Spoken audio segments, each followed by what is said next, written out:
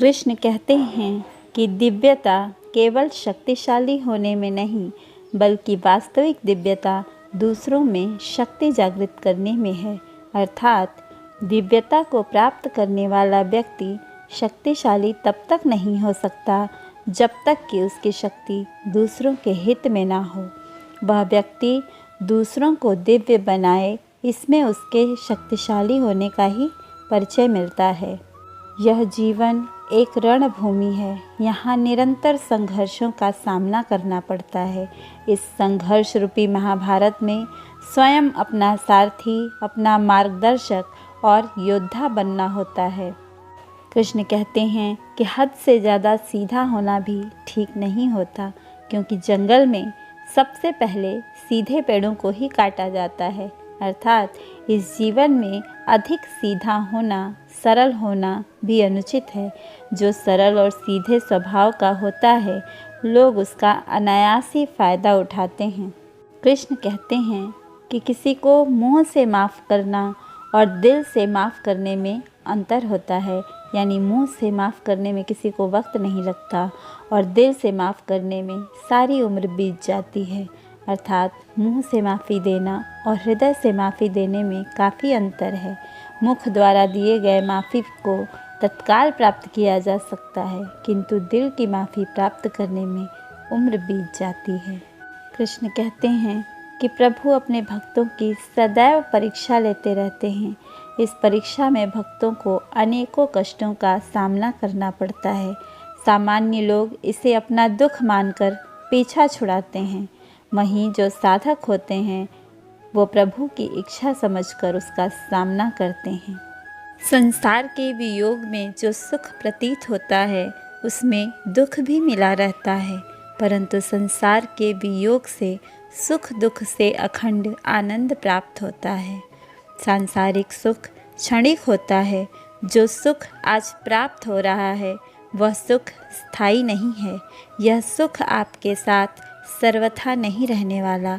आपको दुख भी प्राप्त होगा, परंतु संसार से वियोग अर्थात मुक्ति परम आनंद को प्राप्त कराती है।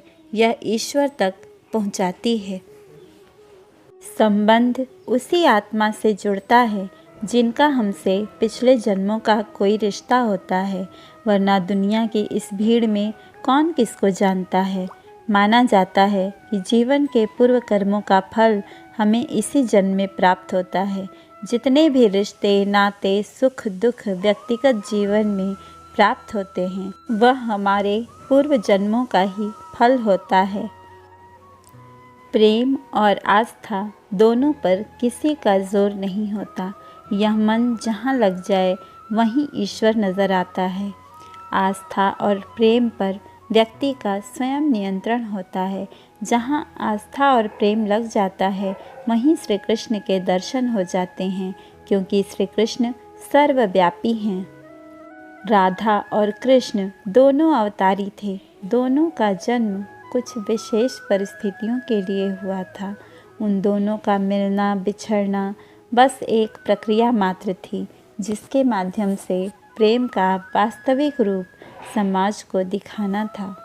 कृष्ण को जो भी भक्त सच्चे हृदय से पुकारता है, वह उनके साथ सदैव खड़े हो जाते हैं। प्रहलाद जैसा विश्वास, भीलनी जैसी आशा और द्रौपदी जैसी पुकार, मीरा जैसा इंतज़ार, अगर सभी शुद्ध हो तो कृष्ण को तो आना ही पड़ता है।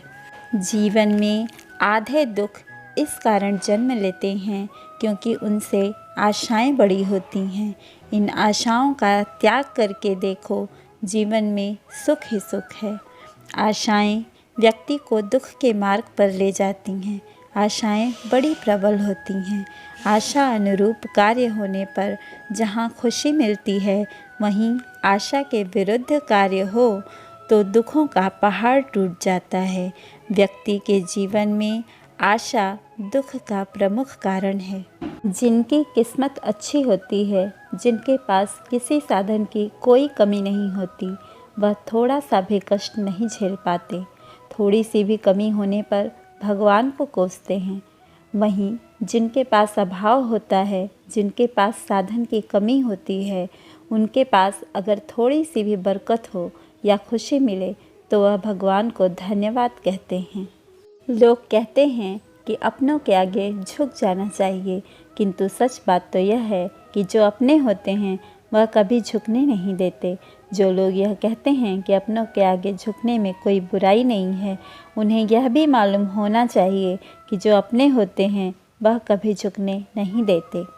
आपके 1 मिनट के आक्रोश का मतलब है कि आपने प्रसन्नता के 60 सेकंड खो दिए। अगर आपको अपने अंदर कुछ भी पसंद नहीं है तो उसे आप जब चाहे बदल सकते हैं। क्रोध के क्षण में धैर्य का एक पल दुख के हजारों पलों से बचे रहने में हमारी सहायता करता है। सफल होने के लिए ज़रूरी है कि आपकी सफल होने की इच्छा असफल होने के भय से ज़्यादा प्रबल हो। जब सारा संसार कहता है कि हार मान लो, तब उम्मीद आपसे धीरे से कहती है कि एक बार और कोशिश करो। जीवन में मिलने वाली हार और गलतियाँ आशीर्वाद और वरदान की तरह होती हैं। यह जितनी ज़्यादा मिलें उतना ही अच्छा होता है। विश्वास बनाने में सालों लगते हैं, तोड़ने में एक क्षण और उसे पुनः प्राप्त करने में पूरा जीवन बीत जाता है।